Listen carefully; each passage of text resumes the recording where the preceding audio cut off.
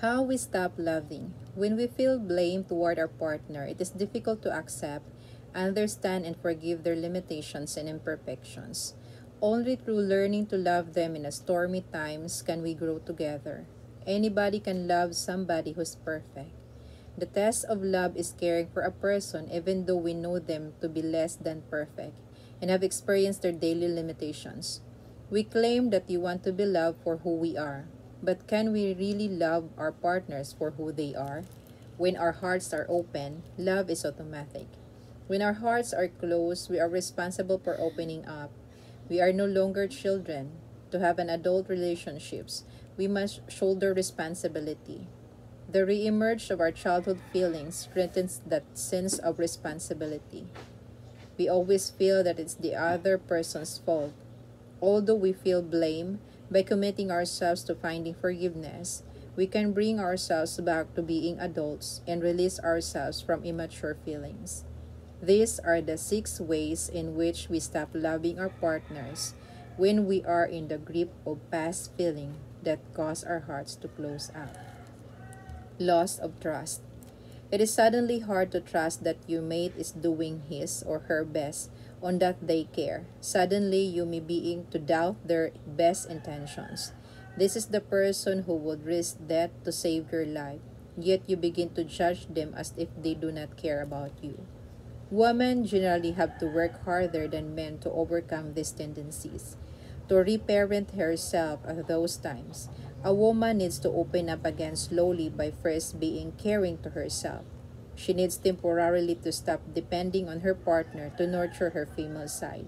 By taking responsibility for reparenting herself, even if she still blames her partner, she will release herself from the spell of past feelings and will remember that she is cared for by a partner who is doing his best. Each time this process happens, his ability to trust increases. Loss of caring.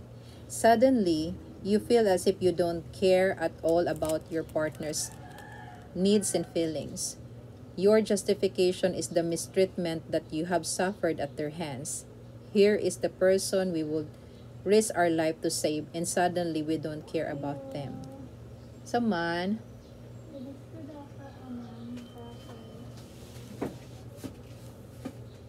a man generally have to work harder to overcome this tendency. To reparent himself at those times, he needs to slowly open up by trusting in himself to be successful in the future.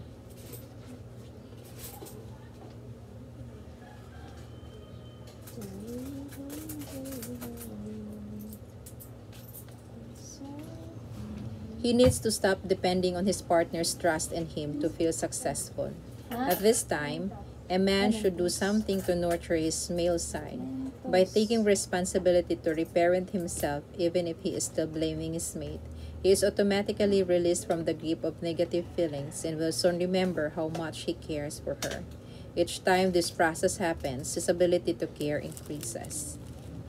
Loss of appreciation. In an instance, you begin to feel that this relationships gives you nothing, whereas at other times you were so very happy and grateful. You feel as if you're doing more while they do zilch. Lucy, Lucy.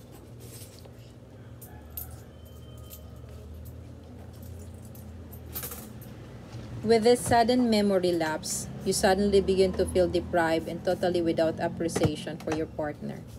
A woman generally has to work harder to overcome this tendency. To reparent herself at those times, she needs to slowly open up again by respecting and supporting herself and nurturing her female side. Even if she is still blaming her partner, she will begin to remember the ways in which he respects and supports her. Each time this process happens, her ability to appreciate him increases. Loss of respect. Suddenly, you begin to feel like withholding love and punishing your partner when just a few minutes before you wanted only to love and support her. You genuinely feel that you want to make your partner happy and then abruptly care only about yourself. A man will work 8 hours a day to earn the money to buy a present for his mate, then turn around and resent doing something small like picking up his socks to please her. Men generally have to work harder to overcome this tendency. To reparent himself at those times, he needs to open up by appreciating himself for all he does, even when his partner doesn't. For the moment, he needs to stop depending on his partner's acknowledgement and appreciation of him. Now he should nurture his male side by taking responsibility for reparenting himself, even if he is still blaming her. He will begin to remember how much he respects her and wants to please her. It is important that he not feel he has to surrender his sense of self in order to please her. Otherwise, he will be weakened.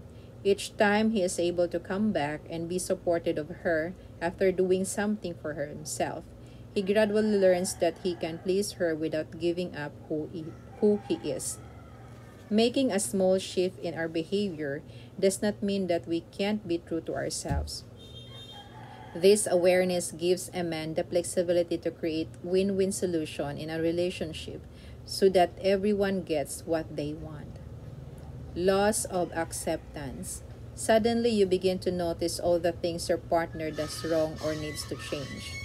This is the person that you have felt was perfect, and out of the blue comes the compulsions to change, improve, or even rehabilitate them. One minute you love and accept them, the next they're in the doghouse for making a mistake. Under the circumstances, a woman begins to feel that a man should know better. She forgets that he is from Mars and doesn't really understand her needs. Women generally have to work harder to overcome this tendency. To reparent herself at those times, she needs to slowly open up again by taking the time to understand and experience what she is feeling and validate her own needs. So man, Palon, ikaw? Nudwalet? Kasulat na? Yes. Bis mangyapon sa sila, no? Ha? Bis ka po na? Oo. Okay. 1,490. Yes. Kausa man ni imong 500. Nakuha man ni, naputol. Nope. Oo. Ini mo daw ato ni? Ilan tanaw, pero ano lang ako ha? Oh. I-note lang ako. Okay. Sige. Thank you.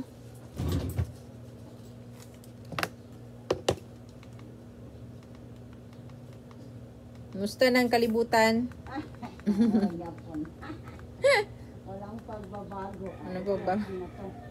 Juan, kanina kay dalandan niya. Say dalandan. Diyos? Walo. Kasi wala? Walo.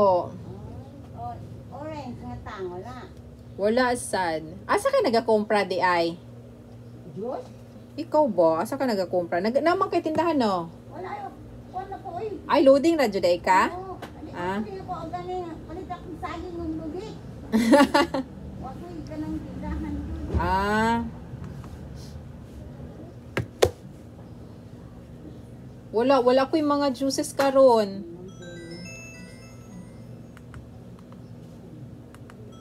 Sige lang, order ta. Dalandan imong gusto. Sige.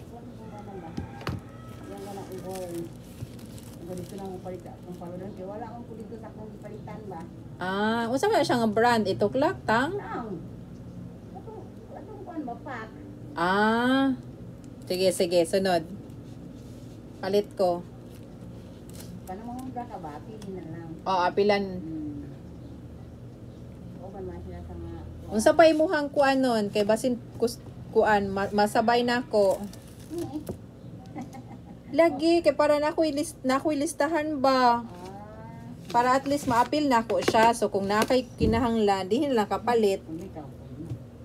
Unsa man to siya? Dalandan. Unsa pa? Itong orange nga. Puro na sila tang tanan. Puro na sila tang. Yes. Tang, dalandan, tapos orange. Tagpila na imong palit dito? Tag 20. Tag 20. Oh, pero dito sa Gusirian, so na siya kuan 10. Ah, So basta lang numero na tag 20 na ang iba. gani no. Unsa pa? Kopi ko lang ka na ka. Oh, nakoy kopi ko blanca. Tapos queen. Ah, Ah, blanca. naman ang kung Twin. Unsa pa? alas ka nga kuan. Dere nang ipak yapon. Pagmay.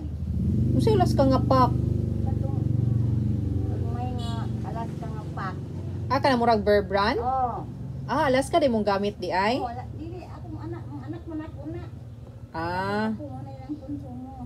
Mm. Milo, ana, oh. Milo. Wala Milo, ana alas ka nga pak. Dili siya sa Bear Brand. Ay, Alaska siya, pero dili siya milk, choco siya. Dili. Ah, milk na siya. Pero, ano may lahi, di man sila choco. Ah, okay. Unsa pa?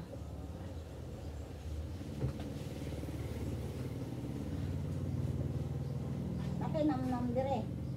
Namnam? Wala. Magkuan kog palit para sa imo. Namnam? Kanang murag kuan? Mura siya magic sarap ba? Mm. Unam naman siya, mura namong konsumo. Mupalit ko ana sa tindahan tag 5 pero kung sa groceryhan ko pag sa kapat kung palit na na. Ah, sige. Kay ko na siya. Tag 4 man na siya kung Isa ka pack. oh, pero kung isa ra imong paliton 5. Pero kung 5 ka buok 4 ang hatag niya sa ako. Ah, Kung 20 ra ang 5. 5.20. Na 5.20 na siya. Sige, unsa pa? Ako sa naman lumay. Kuan sa mga biscuit, sa mga kuan nimo, dili nagak-biscuit sila. Candy sa imong apo. Kanang mga kuan naman ang iya. Hindi ako sa unsa. Syoktong, nagapalit ka syoktong. Pakon tanong ka ron. Ewan kay kung inom, baligya pa. Bawal na sa mong munisipalya, kano papaliton ko nimo ha? Para lagud ta magkatawag good. Oh, alita na ron. Ah, napkin. Oo, na, pude ka. Noo. Oo. O sige, napkin nimo gamit.